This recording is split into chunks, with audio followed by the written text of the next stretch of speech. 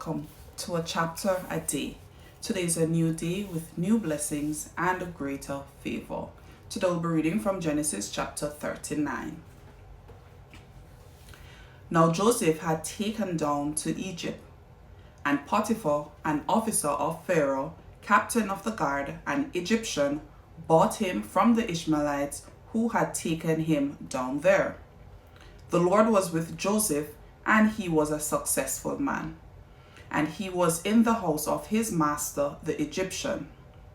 And his master saw that the Lord was with him, and that the Lord made all he did to prosper in his hand. So Joseph found favor in his sight and served him. Then he made him overseer of his house, and all that he had he put under his authority. So it was, from the time that he had made him overseer of his house and all that he had, that the Lord blessed the Egyptian's house for Joseph's sake. And the blessing of the Lord was on all that he had in the house and in the field.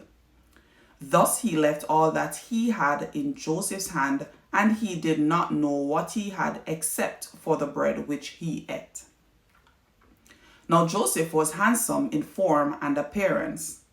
And it came to pass after these things, that his master's wife cast longing eyes on Joseph, and she said, "Lie with me."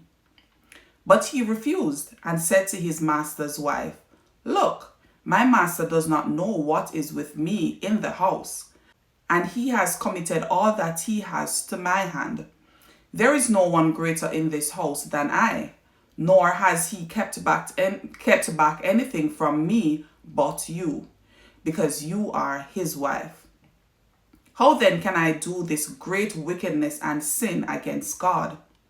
So it was, as she spoke to Joseph day by day, that he did not heed her to lie with her or to be with her. But it happened about this time, when Joseph went into the house to do his work, and none of the men of the house was inside, that she caught him by his garment, saying, "Lie with me." But he left his garment in her hand and fled and ran outside. And so it was, when she saw that he had left his garment in her hand and fled outside, that she called to the men of her house and spoke to them, saying, "See, he has brought into us a Hebrew to mock us. He came in to lie with me, and I cried out with a loud voice. And it happened, when he heard that I lifted my voice and cried out, that he left his garment with me and fled and went outside." So she kept his garment with her until his master came home. Then she spoke to him with words like these, saying, "The Hebrew servant who you brought to us came in to mock me.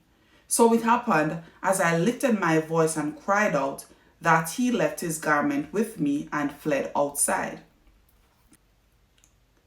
So it was, when his master heard the words which his wife spoke to him, saying, "Your servant did to me after this manner," that his anger aroused. Then Joseph's master took him and put him into the prison, a place where the king's prisoners were confined, and he was there in the prison. But the Lord was with Joseph and showed him mercy, and he gave him favor in the sight of the keeper of the prison. And the keeper of the prison committed to Joseph's hand all the prisoners who were in the prison. Whatever they did there, it was his doing. The keeper of the prison did not look into anything that was under Joseph's authority, because the Lord was with him, and whatever he did, the Lord made it prosper. Here endeth the reading of God's holy word. So we saw the story where Joseph was sold into slavery in Egypt, but God continues to bless him. So he was sold to Pharaoh, where he became the right hand of Potiphar, that's the captain of the guard. So Potiphar's wife accuses Joseph of attempted rape, and Potiphar sent him to jail. So while in jail, of course, he found favor in prison as well. So the king's jailer favors Joseph and puts him in charge of nearly all of the jail's duty. And Joseph provided stored up grain to all the nations that came to them for help.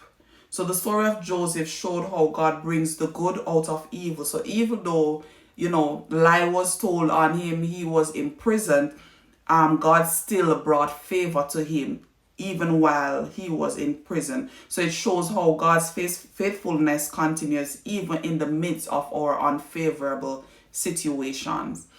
And this is the end of another chapter, Genesis chapter 39. Thank you again for joining me for a chapter a day.